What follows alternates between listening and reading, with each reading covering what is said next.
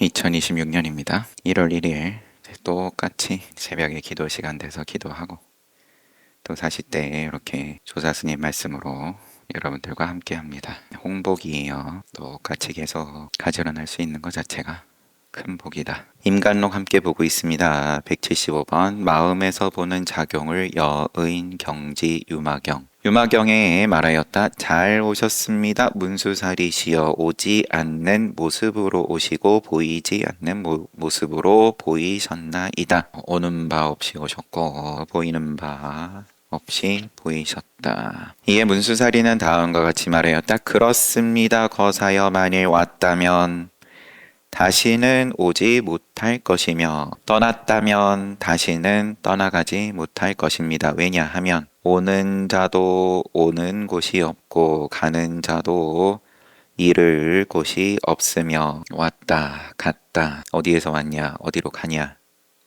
이거를 붙이지 않고 오는 작용 가는 작용 목적을 빼고 오는 자도 오는 것이 없고 가는 자도 이를 곳이 없으며 보는 자도 전혀 다시 볼 것이 없기 때문입니다. 유마경 인용을 하고 또한 기신론에서는 기신론 인용 만일 마음에 보는 것이 있으면 견이 붙을 뭔가 있으면 보이지 않는 모습이 있게 되고 마음에 보는 것을 여의면 심성에 보는 것을 여의면 법계를 두루 관조한다. 다시 만일 마음에 보는 것이 있으면 보이지 않는 모습이 있게 되고 동그라미 한번 치면 꼬표를 피할 수가 없다. 그런데 심성에 애당초 보는 것을 여의면 동그라미를 여의면 곧 꼬표도 여의는 것이고 법계를 두루 관조한다. 통째로 비춰본다. 라고 하였으니 그러므로 마음 밖에 법이 없어야 법계를 두루 관조한다는 뜻이 성립함을 알 수 있다.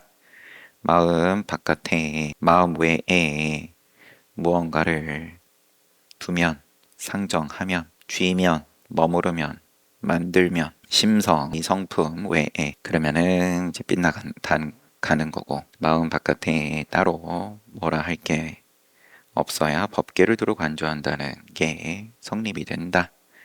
만일 가고 오며 보고 보이고 거래 상 견 이게 있으면 바른 뜻을 잃게 된다. 예컨대 사람들은 바람의 성품은 본디 움직임이라고 말하지만 전혀 그렇지 않은 것과 같다.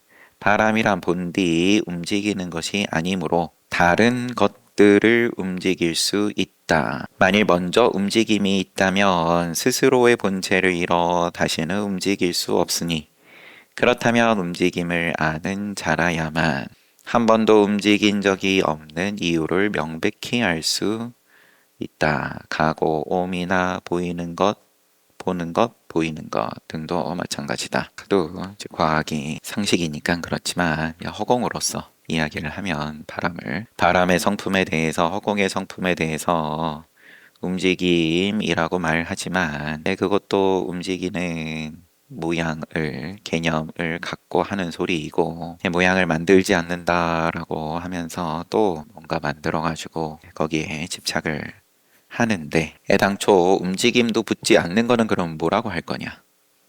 바람이란 본디 움직이는 것이 아니므로 다른 것을 움직일 수 있다. 움직임 이런 걸조차 붙이지 않는 그거 거기에서 신령스러움이 있어서 우주가 통째로 작용을 하는 거다. 그 신령스러움으로 돌아간다. 인간이 욕심을 내서 욕계해서 뜻을 일으키고 그래서 애를 써서 생명을 태워서 그래서 움직이는 걸로 우리는 이 사회의 구조가 그렇게 이야기를 하고 그러면은 남들보다 잘하면 선업인 거고 그렇지만 움직임조차 부와 명예와 기타 등등 이걸 붙이지 않는 붙일 수 없는 신령스러움으로 다른 것들을 움직인다. 만일 먼저 움직임이 있다면 의도를 일으켜서 뭔가를 일을 해낸다.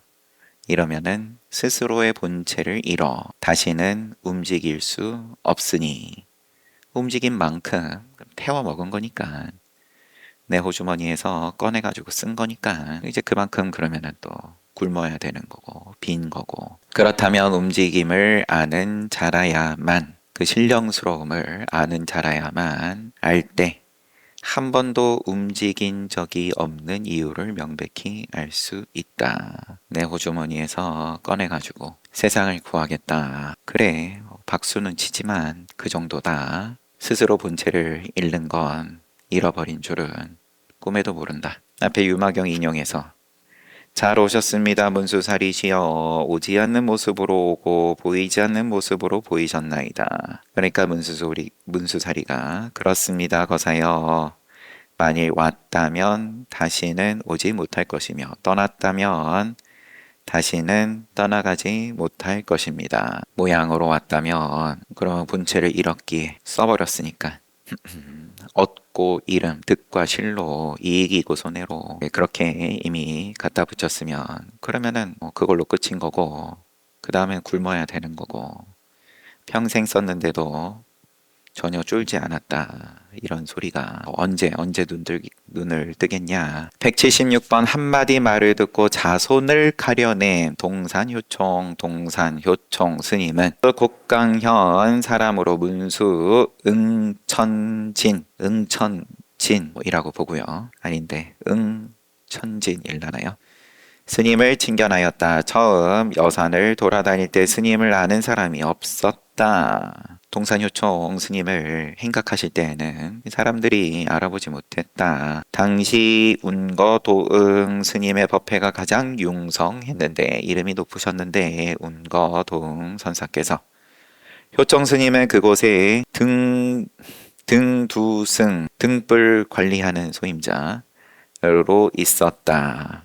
또 중요하겠죠. 당연히 불나면 안 되니까. 한 번은 여러 스님들의 이야기를 들어보니 얼마 전 사주의 지역 이름이에요. 사주의 승가대사가 양주에 나타났다고 하자. 지금 승가바라는 생물연대가 460년에서 524년이에요. 지금 이야기되고 있는 배경은 1000년대, 900년대 후반 일란지 그러하고 그러면은 4,500년 전에 조사께서 양주에 나타났다고 하자 승가바라니까 서역 분이실 테고 한 스님이 그는 사주의 대성이신데 사주가 사천성일지 여튼 큰 성인이신데 어째서 양주에 나타났을까라고 의심하였다. 이에 스님이 말하였다. 군자는 재물을 사랑하지만 재물을 취하는 데에는 도가 있다. 다시 한번 정리를 해보면 동사요청 스님께서 운거동 스님의 회상에 있을 때 그곳에서 등불 관리자로 있었다. 선방 소임자는 아닌 거죠. 그러면 인정받고 사람들이 존경을 표하는 소임자가 아닌 거고 한 번은 여러 스님들의 이야기를 들으니 이 승가바라가 양주에 나타났다고 하니까 한 스님이 그게 어떻게 시공간을 뛰어넘어서 어째서 양주에 나타났을까라고 의구심을 드러내니까 이에 스님이 그럼 동사요청 스님이 군자는 재물을 사랑하지만 재물을 취하는 데는 도가 있다. 재물을 버리고 무소유다 예를 들면 그게 군자가 아니라 작용을 활발하게 얼마든지 도가 있다. 거울과 같이 그러면 반야로서 작용하는 게 도인이다. 스님들이 크게 웃었다. 비웃은 거죠.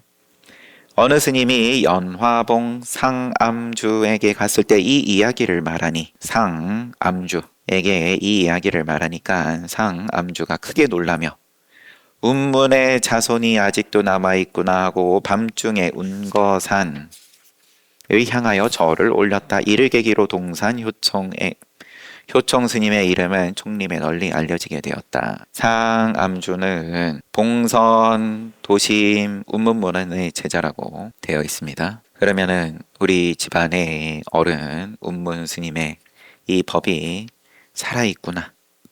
비록 등불 관리하는 소임에 불과하지만 이 말을 들으니까 뭔가 있다. 상암주는 봉선도심 스님의 법제자였는데 직연이 매우 높고 기세는 여러 스님을 압도하였다. 한 번은 대중에게 설법하기를 이 일은 가장 급하고 간절한 일이다. 생사 일대사.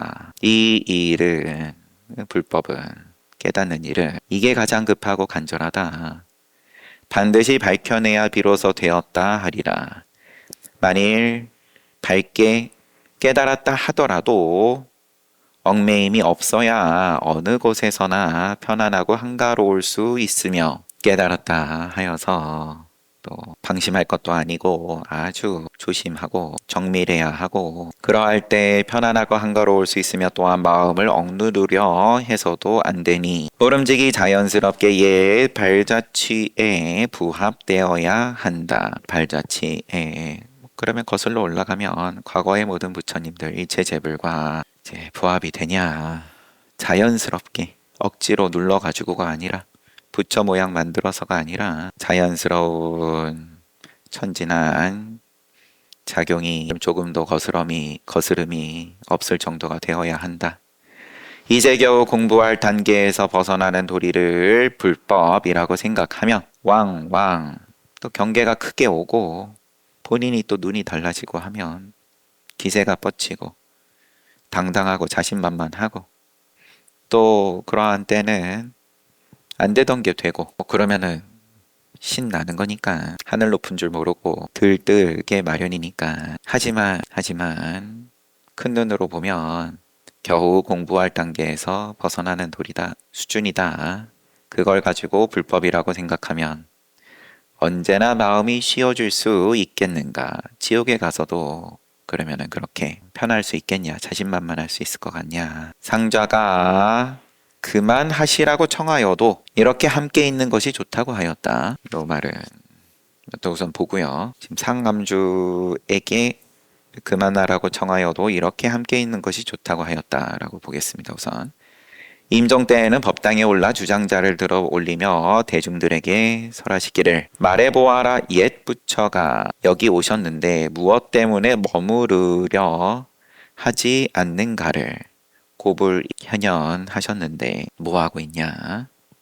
아무도 대답하지 못하자 다시 스스로 답하시기를 그들이 가는 길에 힘을 얻지 못하였도다. 또 말하였다. 어떻게 하면 힘을 얻을 수 있겠는가. 그리고는 주장자를 얻기 위해 비껴 얹으면서 계속 지팡이 비껴 매고 사람 돌보지 않은 채 천봉만학 깊은 곳으로 들어가오. 이것도 뭐가 오타인 건지 아니면은 제가 한문이 짧은 건지 밑에 한자로는 천봉만봉 천봉만봉 이렇게 돼 있는데 뭐 여튼간에 천봉우리 만봉우리 깊은 곳으로 들어간다. 지팡이 비껴 매고 사람 돌보지 않은 채 말을 마치고 열반하니 오늘날의 학인들은 식견과 취향이 옛 분들과 어쩌면 그렇게도 동떨어지는지 사람 돌보느라고 정신이 없는 거 아니냐. 상암주는 효총 등두 지금 앞서 동산효총 등두는 소임 이름이니까 이 한마디 말을 듣고서도 그가 운문의 자손임을 알았으며 뒷날 그의 예언을 벗어나지 않았는데 오늘날에는 그러니까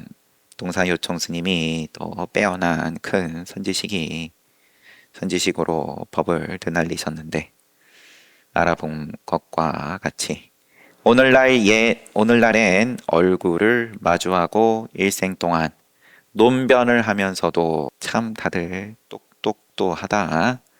삿된지 바른지를 가리지 못하는 사람마저 있다. 정과 사에 대해서 과연 알고 그렇게 똑똑하냐. 자기 발로 어디로 걸어 들어가는지 아무래도 모르고 떠드는 것 같은데 그 까닭은 무엇일까?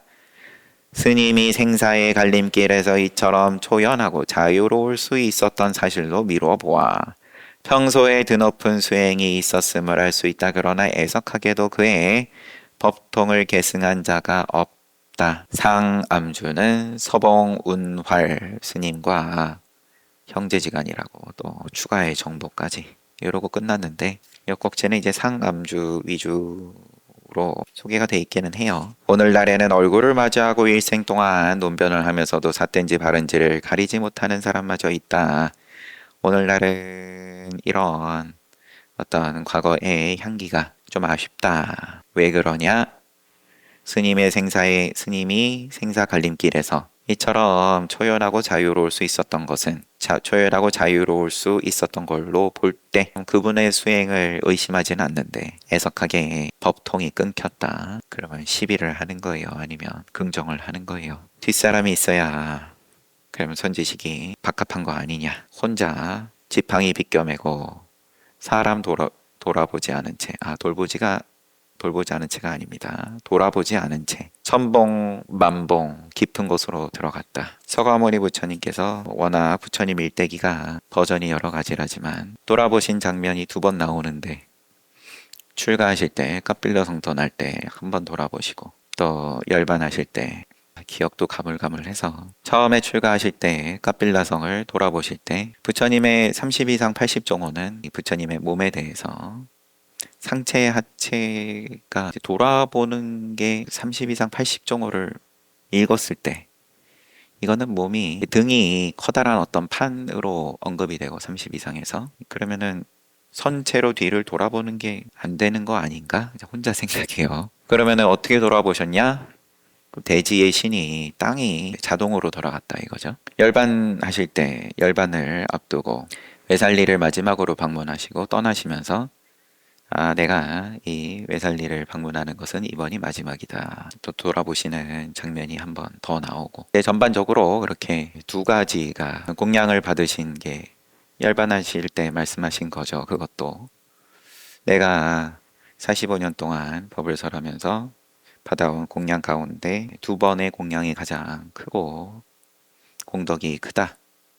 하나는 수자따가 올린 우유 죽인 거고 그 다음에 다른 하나는 춘다가 올린 공양인 거고 그거 드시고 몸이 크게 안 좋아지셨기 때문에 가서 걱정하지 말아라. 그리고 또 다른 대중들에게도 드러내 보이라는 거고 시비하지 말라고. 얘기가 좀 딴 데로 빠졌지만 돌아보는 얘기는 요 상암주는 지견이 매우 높고 기세는 또 다른 대중들을 압도하고 법을 그러면 마지막까지 이렇게 쓰시고 그 기세를 조금 더 양보하지 않으시고 그러니까 상자가 아유 스님 연로하시니까 몸이 쇠하셨는데 그만하시라고 청하여도 이렇게 함께 있는 것이 좋다 하였다. 임종할 때에도 주장자 들어 올리면서 말해보아라. 옛부처가 여기 오셨는데 무엇 때문에 머무르려 하지 않는가를 지금 수행하고 깨달을 때인데 부처 있는 자리인 건데 부처님 모신 자리인 건데 뭘 다음을 기약하냐. 빨리 한마디 해봐라. 아무도 대답 못하니까 그들이 가는 길에 힘을 얻지 못하였다. 어떻게 하면 힘을 얻을 수 있는가? 하고는 계속 말씀하시고 열반하셨다. 물론 참 찬탄을 하면서 지금 소개를 하지만 사람이 없는 것 그러면은 선지식의 부족함이냐 아니면 수행자들의 게으름이냐 제자들의 게으름 때문이냐 그러면은 이쪽 저쪽도 다 붙이지 않고서 뭐라고 할 거냐. 자식이 저지레를 했는데 그러면은 교육을 못한 부모 탓이냐 아니면은 자식 탓이냐. 부모도 자식도 붙이지 않고 뭐라고 할 거냐. 177번 전등록의 잘못된 기록 법정 백장산 제2대 법정 스님은 대지회의 스님의 상수 제자이다. 백장 스님의 제자다. 스님은 과거에 열반경을 외울 뿐 이름을 밝히지 않았으므로 당시 사람들은 스님을 열반화사이라고 하였다. 백장회의 스님의 법회를 이룩하는데 스님의 공이 가장 컸으며 이름을 드러내지 않고 뒤에서 또 이 큰 어른의 백장 스님의 모습이 갖추어질 수 있게끔 또 큰 역할을 했다. 대중의 마음을 열어주고 대의를 설법한 자 역시 스님이었다. 황벽기운 그리고 고령 신찬 이분은 백장회의 제자라고 역시 돼 있고요. 황벽희은 그리고 고령신찬 스님과 같은 큰 스님도 모두 스님을 존경하였고 이 법정 스님 당나라의 문장가 무익황이 비문을 자세히 지었으며 유공권의 글씨는 고금에 뛰어난 걸작이다. 문장가 당나라 문장가 무익황이 비문을 자세히 지었으며 유공권의 글씨는 그러면 유공권이 뭔가 또 이 법정 스님에 대해서 찬탄하는 글을 남겼다는 거겠죠. 고금에 뛰어난 걸작이다. 그러나 전등록에 실려 있는 백장유정 스님 또한 마조 도일 스님 법사의 계열에 붙여 두고 있는데 전등록에 백장유정 스님을 마조 도일 스님의 이제 법맥으로 두고 있는데 이는 잘못된 기록이다. 이름들이 여러 개가 한꺼번에 나와서 잠시만요. 우선은 보겠습니다. 그리고 정종기를 살펴보면 그러면 법맥을 기록해 놓은 아카이브 같은 거죠. 한마디로 유정 법정이라 기록되어 있다. 이제 이름들이 이렇게 좀 섞이다 보니까 전등록에 있는 백장 유정 그리고 정종기에 기록되어 있는 유정 법정 우리 지금 보고 있는 게 백장산 제2대 법정 스님 백장 법정 스님 백장의 몇 대 손님을 헤아릴 수 있는데도 명교 설승 스님은 그 이름만을 보고서 분간하지 않고 그대로 두었다. 간단하게 얘기하면 몇 대 손인지 아니까 서로 다른 사람인데 이름이 같아서 이게 섞여버렸다.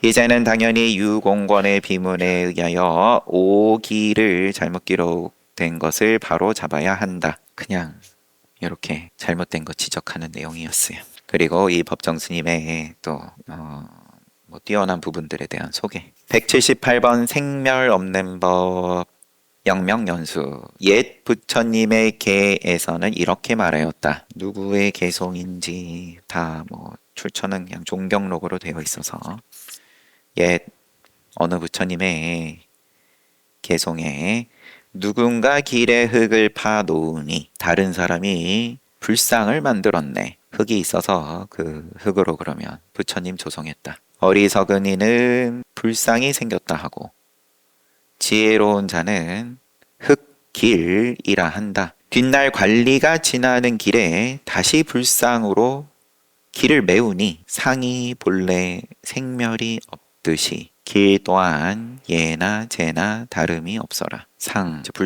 불상을 그런 흙무더기가 있고 그걸로 불상을 조성을 해놓으면 우리 산에 가면은 돌 무더기 누군가 쌓기 시작하면 지나다니면서 또 하나씩 거기다 얹으면 말하기는 그렇지만 라디오에 나온 사연이에요. 자기가 너무 배가 아파가지고 그러면은 적당히 이제 길에서 벗어나가지고 똥을 싸고 그거를 그냥 두기가 미안하니까 돌을 주워가지고 그걸 덮어놨더니 한참 있다가 또 거기 등산 갔더니만 그 자리에 사람들이 돌을 더 얹고 해가지고는 그럴싸한 돌탑이 생겨갔다고. 누가 길에 흙을 파놓으니 그럼 그 흙을 갖다가 불상을 만들었네. 그러면 상에 이걸 어리석다고 하겠습니까? 그냥 깨닫지 못한 입장에서는 그러면은 또 거기에 신심 나는 거고 깨달은 입장에서는 당연히 불상으로 보는 거고 불상을 부정하고 겨울만 되면 눈사람 만들어 놓으면 심사가 꼬인 사람들이 또 발로 차가지고 그거를 부셔놓고 동심을 깬다 그런 것도 아니고 지혜 있는 자가 당연히 불상도 긍정하지만 집착을 붙이지 않으면서 그대로 본다. 관리가 그러면 그 불상을 흩어가지고 다시 길을 메우니까 상이 본래에 생멸이 없듯 흐름인데 인연인데 길 또한 예나 재나 다름이 없어라. 불상이 있을 때에는 신심나다가 흩어버리니까 누가 흩었냐 하면서 원망하다가 그러면 신심을 일으킬 때에는 공덕을 짓고 원망할 때에는 탐진치를 일으키고 천상과 지옥이 왔다 갔다 하는데 길은 늘 그대로다. 또 다른 계에서 온갖 색과 심이 나타날 때는 일체의 제, 색, 심, 현시 이거를 그러면은 일체의 색, 심이 그냥 삼라만상이 나타날 때는 현시할 때는 마치 그 가만히 생기듯